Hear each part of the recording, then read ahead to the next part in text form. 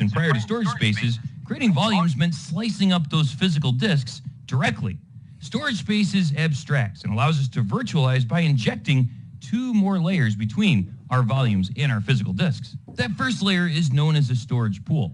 This is the layer where we pick what physical disks we want a part of the pool, and we group them together. And we can create multiple storage pools that target different disks. These disks can vary in size, they can vary in type, SSD or HDD, and combining them is a good idea because we can take advantage of the tiering feature. We'll talk about that in a little bit. And they can also vary by interface. They can be a mix of USB, SATA, SCSI, iSCSI, SAS, just to name a few.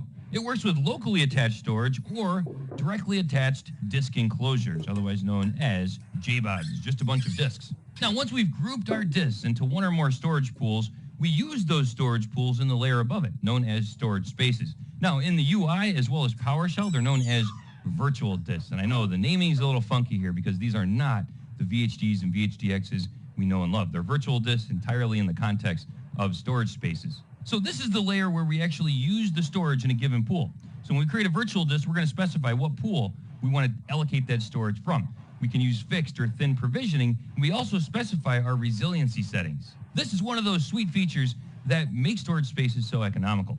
We don't need to deal with hardware RAID and buy expensive RAID controllers. It's built in to storage spaces, and it works by spreading our data across multiple physical disks. Let's go over each one of these. Simple is the equivalent of RAID 0, and it actually doesn't provide us with any resiliency because it just simply stripes our data across all of those physical disks. So there's not going to be any extra copies of our data stored anywhere at this layer. And this is useful for high performance workloads where data loss is acceptable. Next up, we have a mirror. This is the equivalent of RAID 1, in which any block that is written to our storage pool is copied to another physical disk in that pool, providing us with redundancy. Our storage pool under a single mirror can now withstand up to a single disk failure. We also have support for a three-way mirror, which requires 5 physical disks and allows our pool to withstand up to 2 disk failures. This is the resiliency setting you'll use for most workloads because it protects us from disk failure and provides us with good performance. Finally, we have parity, which is the equivalent of RAID 5. Here it stripes our data along with parity information used to reconstruct data in the event of a failure across all of our disks. Parity is known to give us slower write performance because it needs to stripe that parity information across our physical disks, but better in terms of storage capacity because it's not mirroring all of the data. We'll primarily use this for storing backups and archives. We can take advantage of that storage capacity, and for those workloads that consist of write once and read many, like streaming media. By the way, there's also a dual parity resiliency setting, which is the equivalent of RAID 6. It requires 7 disks and can withstand up to 2 disk failures. Another incredible feature that you'll want to take advantage of here is tiering. This is what allows us to mix disk types. So when we create a pool, we can add some SSDs into that pool and some HDDs into that pool.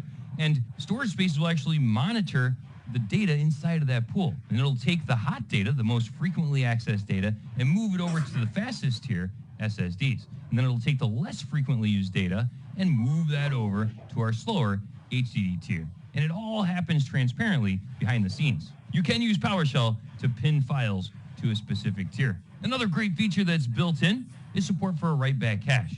Now, small random writes can really wreak havoc on our physical layer, right? Especially on our slower disks. So a write-back cache will actually reserve a small amount of space on our fast tier, on our SSDs, to act as a buffer. So all those small random writes that come in will get written onto our fast tier and then later sent over to our slower tier. And that's storage spaces in a nutshell.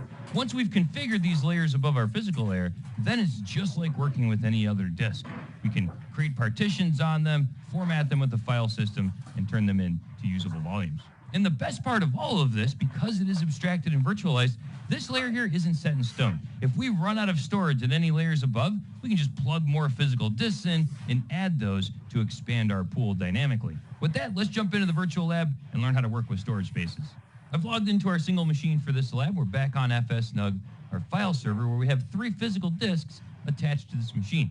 But rather than create volumes directly from these disks, we're going to pool them together using storage spaces. So let's go ahead and start here by launching Server Manager. And once it loads up, let's choose File and Storage Services over there in the left-hand nav. Let's start by clicking on Volumes. Notice right now that we have our system partition, then we have our C volume. Both of these sit on top of a physical disk. In fact, if we choose disks here, we can choose that physical disk and we can see the volumes below that are associated with it. But also notice that we have 3 uninitialized and completely empty disks. These are the disks that our storage pool is going to sit on top of. So let's go ahead and choose storage pools. And at the top here, you're going to see a list of all your storage pools. Once you choose a storage pool, you will see the physical disks associated with it. Since we haven't created any, this is your default pool here, the primordial pool, and it'll list all of the available disks that we can use in our storage pools. Over here on the left, you will see all of the virtual disks that we have created from the available storage pools. So the first step here is to create a storage pool. Let's do it. Let's drop down that task button and choose new storage pool. This will walk us through a nice, easy wizard here. Give that before you begin a quick read through and choose next. Now we're going to create one pool here for all 3 of those disks. So let's just call this pool all the disks. There we go. Give it a description, specify that our primordial pool is where this is coming from, and choose next. Next up is where we choose what disks we want to associate with this pool. So here we can choose individual disks, or we can hit this top checkbox to hit them all, which is what we're going to do here. We can also specify our allocation type. So automatic is the default, and that just means it's going to automatically allocate volumes to these disks. We can also set this up to be manual, in which case, whenever we create volumes, we need to manually assign them to individual disks, which will give us greater control, but also more administrative overhead. We also have a hot spare here. This is cool. This will actually keep that disk idle to the side, just waiting. So if any disk were to fail, this would pick up in its spot. Let's go ahead and choose automatic for all 3 of these and hit next, and that's it, the end of the wizard. Now we can hit create. And that's that. Now, when that's done, you'll get a little checkbox that pops up here. We can chain all of these wizards together, create a pool, then create a virtual disk, then create volumes out of the virtual disk. But I'm going to show you how to do that separately here. So let's go ahead and hit close. Now, if we choose our brand new storage pool, we'll see the available disks in that pool. Now we're ready to create a virtual disk using the available space in that storage pool. Look at the capacity, 148 gigabytes from these 3 disks. So let's go ahead and drop down that task button and choose new virtual disk. It's going to ask you what storage pool do you want to take space from. We only have one. It's chosen by default. So let's go ahead and hit OK. And that'll launch us into the new virtual disk wizard. I'm going to go ahead and choose next here in the before you begin page. Now we just need to give it a name. We'll just call this one company data. You can give it a description. If you have SSDs and HDDs, this checkbox will light up, which will enable storage tiers. Very cool. That's as easy as it gets right there for that awesome feature. Then we can go ahead and choose next. Another really cool feature that I didn't mention back on our whiteboard is enclosure awareness. Let's say that we have a JBOD out there, and in this JBOD we have just packed with disks, right? We've got our machine attached to this one JBOD.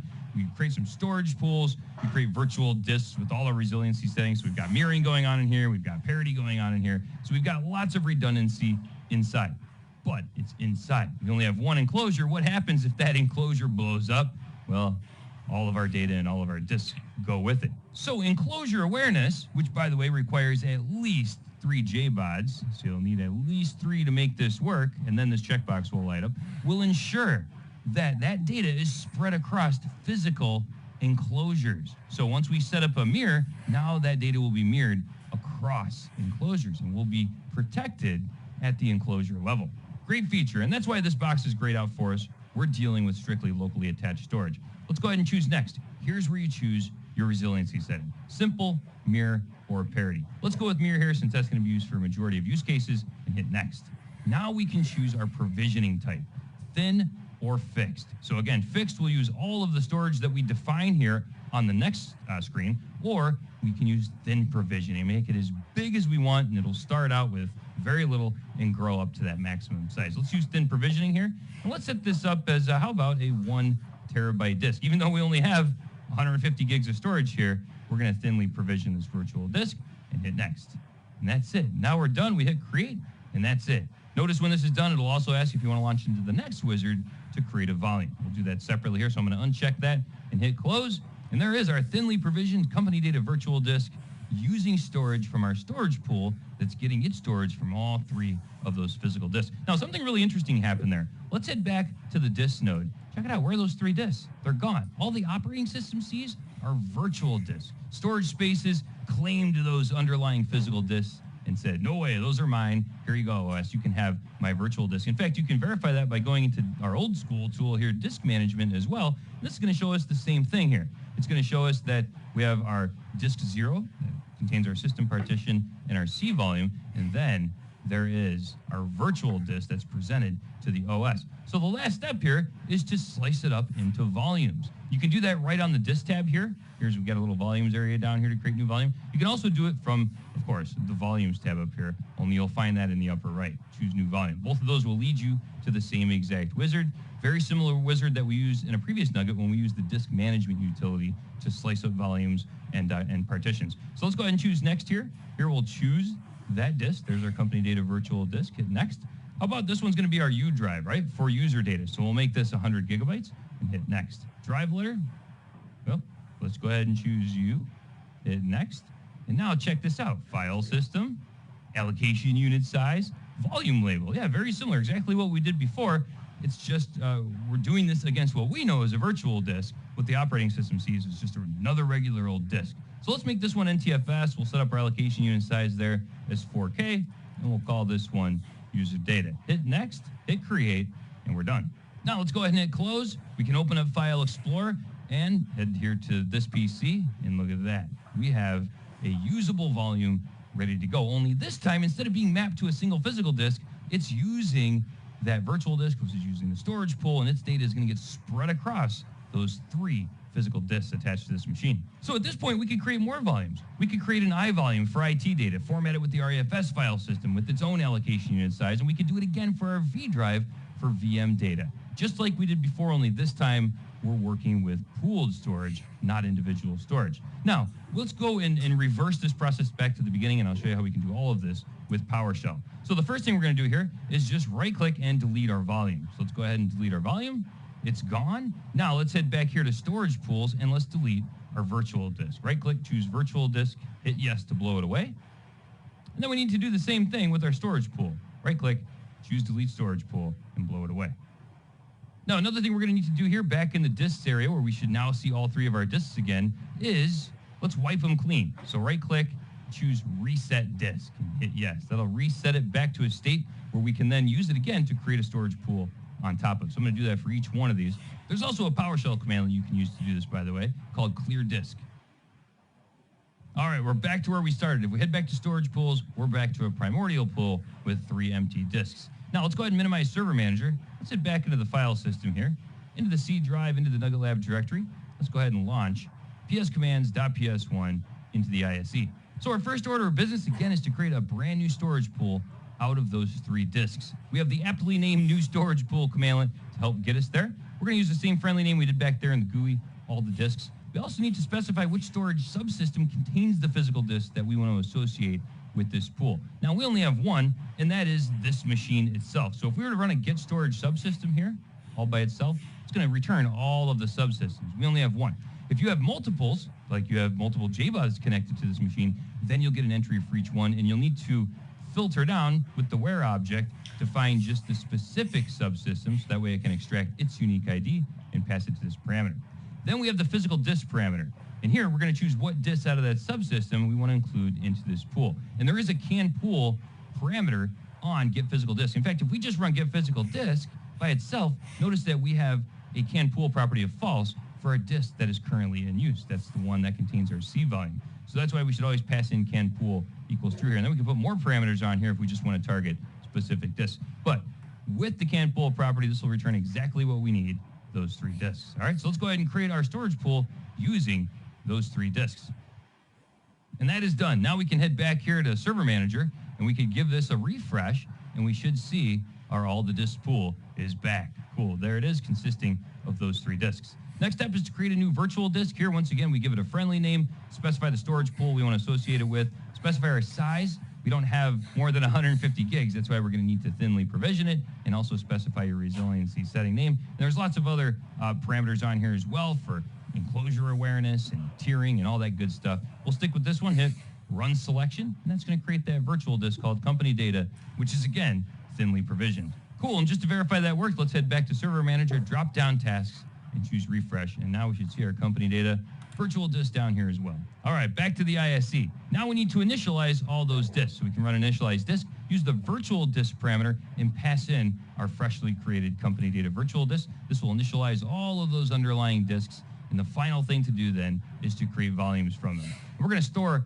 our virtual disk here into a variable. This would actually get all the underlying disks associated with that virtual disk and store it into a variable called VD. Finally, we can slice up that virtual disk into usable volumes. We'll create 3 of them, U, I, and V, with varying sizes, varying file systems, and allocation unit sizes. Let's go ahead and run this, and that'll just take a minute to create all 3 of them.